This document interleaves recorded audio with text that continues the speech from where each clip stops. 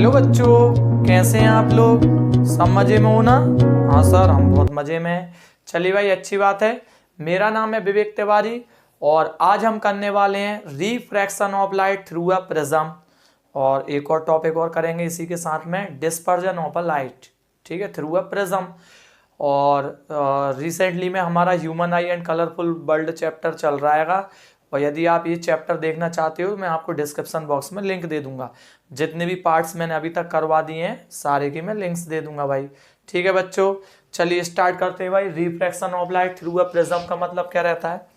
Refraction word का मतलब रहता है कोई रे ऑफ लाइट का जरा सा बेंड हो जाना, ठीक है, मतलब जरा सा मुड़ जाना, उसे हम क्या बोलते हैं? रिफ्रैक्शन ऑफ लाइट बोलते हैं। तो यही बात भाई प्रिज्म में कैसे देखेंगे हम? मान लीजिए ये मैंने बनाया एक प्रिज्म, ठीक है, ये हो गया मेरा एक प्रिज्म। अब प्रिज्म में क्या हुआ कि कोई एक वाइट लाइट एंटर हुई।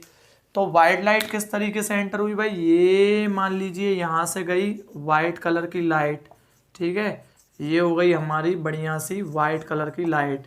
और ये यहाँ पर देखिए, अब जैसे ये एक मीडियम से दूसरे मीडियम में जाएगी तो हल्की सी रिफ्रैक्ट होगी, तो ये यहाँ से ये रिफ्रैक्ट हो गई। और रिफ्रैक्ट होने के बाद में तो इसको अपन बोलेंगे, इसको इंसिडेंस रे बोलेंगे, इसको रिफ्रैक्शन रे बोलेंगे। और यहाँ पे फिर से देखिए, फिर से ये बाहर आएगी तो फिर से ये हल्की सी फिर से मुड़ जाएगी, जिसको बोलेंगे इमरजेंट रे। तो फर्स्टली मैं यहाँ पर लिख दूँ, ये है हमारी इंसिडेंस रे, तो ये हमारी हो गई भाई इंसिडेंस रे। चलिए भाई, ठीक है। और ये हमारी हो गई, इसको मैं इधर मेंशन कर देता हूँ यहाँ पर, ये हमारी हो गई रिफ्रैक्टिव रे, या ठीक है रिफ्रैक्टिव रे ही बोल दो, ठीक है, ये हमारी हो गई रिफ्रैक्टिव रे, ठीक है। और ये हमारी जो है वो हो गई इमरजेंस रे, ठीक है भाई, ये हमारी हो गई इमरजेंस रे। चलिए, अब यहाँ पर रे दो बार बेंड हुई हैगी, तो एक नॉर्मल हम यहाँ से डाल दें और दूसरे नॉर्मल को हम कहाँ से डाल दें? यहाँ से डाल दें भाई। इस नॉर्मल को नाम हम कितना दे दें? पी क्यू, और इसको कितना दे दें? एम और एन, ठीक है भाई। और यहाँ पर एक एंगल बनेगा, इसको हम बोलते हैं एको एंगल ऑफ प्रिज्म। क्या बोलते हैं बच्चों? एंगल ऑफ प्रिज्म, ठीक है। ये एनसीईआरटी में भी एक एक्टिविटी है, और सीबीएसई के एग्जाम में इसका ये जो डायग्राम में बनवा रहा हूँ ये बनाने के लिए आ जाता है, ठीक है भाई। तो अब देखिए, अब यहाँ से हम देखेंगे ये इंसिडेंस रह गई, ठीक है। अब यहाँ आके रिफ्रैक्ट हुई है, तो यहाँ पर एक एंगल बनेगा जिसको हम बोलेंगे एंगल आई, ठीक है। अब ये यहाँ पर रिफ्रैक्ट हुई है तो यहाँ पर एक एंगल बनेगा जिसको हम बोलेंगे फर्स्ट एंगल ऑफ रिफ्रैक्शन। और ये यहाँ से गई यहाँ पर, फिर यहाँ पर रिफ्रैक्शन हुआ है, ठीक है। और यहाँ पर रे फिर से बेंड हुई है तो ये यहाँ पर बनेगा एंगल ई। इनके नेम बता देता हूँ जल्दी फटाफट। यहाँ पर जो आई है उसको हम बोलेंगे एंगल ऑफ इंसिडेंस। क्या बोलेंगे भाई? एंगल ऑफ इंसिडेंस, ठीक है, इंसिडेंस नहीं इंसिडेंस, ठीक है। चलिए, अब इसके बाद में फिर ये अपना जो है R1, ये होगा first angle of refraction, angle of refraction, ठीक है भाई, ये हो गया। और एंगल R2 अपना होगा सेकेंड एंगल ऑफ रिफ्रैक्शन, ये हमारा हो गया भाई सेकेंड एंगल ऑफ रिफ्रैक्शन, ठीक है भाई। और पी क्यू एंड अपना ये जो एम एन है, ये क्या होगा भाई? नॉर्मल होगा। नॉर्मल क्या होता है? एक परपेंडिकुलर लाइन होती है, उसको हम क्या बोलते हैं? नॉर्मल बोलते हैं। ये एंगल ऑफ प्रिज्म हो गया, ठीक है। अब मैं एक और यहाँ पर खास बात बताना चाहूंगा कि इसको थोड़ा छोटा कर देते हैं। क्यों कर देते हैं उसका रीजन अभी पता चल जाएगा आपको। मान लीजिए ये जो इंसिडेंस रे है ये एक्चुअल में ऐसी जाना चाहिए थी भाई, ठीक है, लेकिन ये ऐसी ना जाके कैसी गई है? इस तरीके से। क्यों गई है? रिफ्रैक्शन की वजह से, bending of ray of light की वजह से, ठीक है। तो ये रे ऐसी गई है। और ये जो इमरजेंस रे है इसको हम यदि पीछे अपीयर्स करें तो ये दोनों यहाँ पर मिल रही हैं, ये देखिए। तो यहाँ पर जब ये दोनों एक दूसरे से मिल रही हैं तो यहाँ पर एक एंगल बनेगा, ठीक है, यहाँ पर एक एंगल बनेगा और उसको हम बोलते हैं डेल, क्या बोलते हैं, डेल। तो यहाँ पर जो डेल होता है उसको हम बोलते हैं एंगल ऑफ डेविएशन। क्या बोलते हैं बच्चों, एंगल ऑफ डेविएशन बोलते हैं। बहुत इंपॉर्टेंट है ये, ठीक है, ये वाला पॉइंट बहुत इंपॉर्टेंट है। इसको हम क्या बोलेंगे, एंगल ऑफ डेविएशन बोलेंगे। सर ये एंगल ऑफ डेविएशन क्या बताता है, कुछ तो बताएगा, आगे बताता हूं भाई क्या बताता है, ठीक है।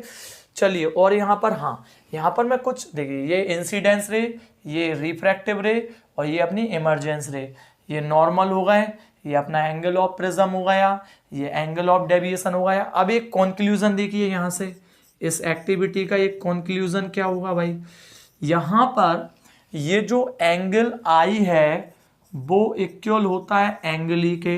वेरी इंपॉर्टेंट ऑब्जेक्टिव बन रहा है ये, ठीक है। ये जो एंगल आई है वो किसके बराबर होगा, एंगल ई के। और ये जो एंगल R1 है वो किसके बराबर होगा बच्चों, एंगल R2 के बराबर। ये दोनों बातें याद रखोगे, ठीक है, रख ही लेना भाई, ठीक है, नहीं तो मैं पिटाई करूंगा, ठीक है। चलिए, ये दोनों कंक्लूजन हो गए। अब इसके बाद में हम एक और बात और देखते हैं यहाँ पर भाई, ये एंगल ऑफ डेविएशन क्या बताता है, ठीक है भाई, एंगल ऑफ डेविएशन की बात कर लेते हैं। तो ना इसमें, इसके लिए हम सबसे पहले डिस्पर्जन ऑफ लाइट पढ़ें। ये डिस्पर्जन ऑफ लाइट क्या होती है भाई, तो डिस्पर्जन ऑफ लाइट का मतलब होता है बच्चों, यहाँ पर मैं इसे मिटा रहा हूँ भाई, ठीक है, तो इसको पॉज करके नोट कर लेना, या फिर इसका स्क्रीनशॉट ले लेना मेरे प्यारे आलसी बच्चों, ठीक है। तो देखिए जरा, मैंने यहाँ पर डिस्पर्जन ऑफ लाइट को और मैं बता देता हूँ क्या होता है, ठीक है। तो एक और टॉपिक है भाई, डिस्पर्जन ऑफ लाइट। तो बच्चों डिस्पर्जन ऑफ लाइट का मतलब होता है, जैसे मान लीजिए ये अपना प्रिज्म है, तो यहाँ पर ये वाइट लाइट इसमें एंटर हुई, ये कौन सी लाइट भाई, वाइट लाइट। तो वाइट लाइट जैसे इसमें एंटर हुई, तो ये जो वाइट लाइट है वो 7 कलर्स में कन्वर्ट हो जाती है। कितने कलर्स में, 7 में, ठीक है। तो यहाँ पर ये कौन सा रहेगा, रेड, और ये कौन सा रहेगा, वॉयलेट, ठीक है। 7 कलर्स कौन कौन से, मैं यहाँ पर रेज चलिए बना देता हूँ, ठीक है। विबग्योर होते हैं वो, कौन से होते हैं, विबग्योर। विबग्योर का मतलब violet, indigo, blue, green, yellow, orange और रेड, ये कलर्स होते हैं 7 कलर।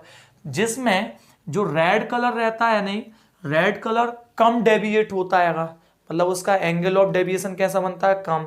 तो इसीलिए रेड कलर बहुत ज़्यादा दूर तक लॉन्गेस्ट डिस्टेंस ट्रेवल करते चला जाता है। नहीं आया समझ में, थोड़ा सा और डीप में पढ़ते हैं, ठीक है। तो यहाँ से 7 कलर्स भाई मैंने बनाना स्टार्ट करे, 1, ठीक है, 2, 3, अब थोड़ा सा कवर कर लेना आप लोग भी, ठीक है। तो रेड के बाद में ऑरेंज आएगा, ऑरेंज के बाद में फिर कौन सा आएगा, येलो आएगा, येलो के बाद में फिर ग्रीन आ जाएगा इधर ही कहीं, ठीक है, ऐसा कंटिन्यू ये वॉयलेट आ जाएगा, ठीक है। तो यहाँ पर ये इस तरीके से वॉयलेट, विबग्योर भी, ये ठीक है, ये ऐसा यहाँ पर बनेगा, ठीक है। इसका मैं डायग्राम मेंशन कर दूंगा भाई यहाँ पर, ठीक है। और तो इसका मतलब डिस्पर्जन ऑफ लाइट की डेफिनेशन क्या होती है, जो व्हाइट लाइट होती है वो 7 कलर को कॉन्स्टिट्यूट करती है, ठीक है। व्हाइट लाइट कॉन्स्टिट्यूट 7 कलर्स, ठीक है। विबग्योर, जो विबग्योर होते हैं, ठीक है, तो उसे हम क्या बोलते हैं, डिस्पर्जन ऑफ लाइट बोलते हैं। और ये जो यहाँ पर स्क्रीन पर ये जो आ रहा है, इसको हम बोलते हैं स्पेक्ट्रम, इसको हम क्या बोलते हैं, स्पेक्ट्रम, ठीक है। अब देखिए यहाँ पर हम देखें, मुझे बताना ये था कि एंगल ऑफ डेविएशन क्या बोलता है, ठीक है, ये बताना था यहाँ पर। तो यहाँ पर आप देखिए 2 कलर को देख लीजिए, एक वॉयलेट को देख लीजिए और दूसरा रेड को देखिए। तो यदि हम वेवलेंथ की बात करें, हम किसकी बात करें, वेवलेंथ की, ठीक है। तो वेवलेंथ की हम बात करें तो रेड कलर की जो वेवलेंथ है वो थोड़ी सी ऐसी चलेगी, मतलब इसकी वेव थोड़ी बड़ी है। और वॉयलेट कलर की हम बात करें तो वॉयलेट कलर की वेवलेंथ थोड़ी इस तरीके से चलेगी, ठीक है भाई। तो यहाँ पर एक और कंक्लूजन निकलता है, जो रेड कलर होता है उसका एंगल ऑफ डेविएशन कम रहता है, ठीक है। मतलब रेड कलर का, ठीक है, जो एंगल ऑफ डेविएशन होता है, एंगल ऑफ डेविएशन वो क्या रहता है भाई, कम रहता है, थोड़ा सा कैसा रहता है, कम। तो इसीलिए इसकी वेव लेंथ ज़्यादा होती है, इसीलिए इसकी वेव लेंथ क्या होती है भाई, ज़्यादा होती है, लॉन्गर बोल दें हम उसे, ठीक है। तो इसीलिए रेड कलर दूर से दिखाई दे जाता है, ठीक है। जैसे ट्रेन में जो ट्रेन को स्टॉप करने के लिए जो डेंजरस सिग्नल यूज होता है वो कौन सा होता है, रेड, क्योंकि रेड कलर की वेवलेंथ क्या होती है, ज़्यादा होती है, और वो कम डेविएट होता है, तो एंगल ऑफ डेविएशन उसका क्या होता है, कम, तो इसलिए वो मतलब बहुत दूर से क्लियरली दिख जाता है, ठीक है। और यदि हम बात करें किसकी, वॉयलेट कलर की, वॉयलेट, इंडिगो, ब्लू, इन तीनों को ही मान लो, ठीक है। तो इन तीनों में यदि हम बात करें तो जैसे हम ब्लू कलर की देखें, ब्लू कलर की वेवलेंथ कैसी होती है, इस तरीके से, ठीक है। तो इसका एंगल ऑफ डेविएशन थोड़ा ज्यादा होता है, angle of deviation is more, ठीक है। जब इसका एंगल ऑफ डेविएशन मोर रहेगा तो इसकी वेवलेंथ कैसी हो जाएगी, शॉर्ट, ठीक है। इसकी वेवलेंथ कैसी हो जाएगी, शॉर्ट, और जैसे ही इसकी वेवलेंथ शॉर्ट हो जाएगी तो हम थोड़ा सा जैसा मान लो 200 मीटर की दूरी से वॉयलेट, इंडिगो या ब्लू कलर को देखें, वो हमें क्लियरली नहीं दिखेगा, तो इसलिए हम रेड कलर डेंजरस सिग्नल के लिए यूज करते हैं, ठीक है बच्चों। तो ये हमारा हो गया डिस्पर्जन ऑफ लाइट, ठीक है। एंगल ऑफ डेविएशन अब समझ में आया, तो ये एंगल ऑफ डेविएशन भी कुछ बताता है, ठीक है भाई।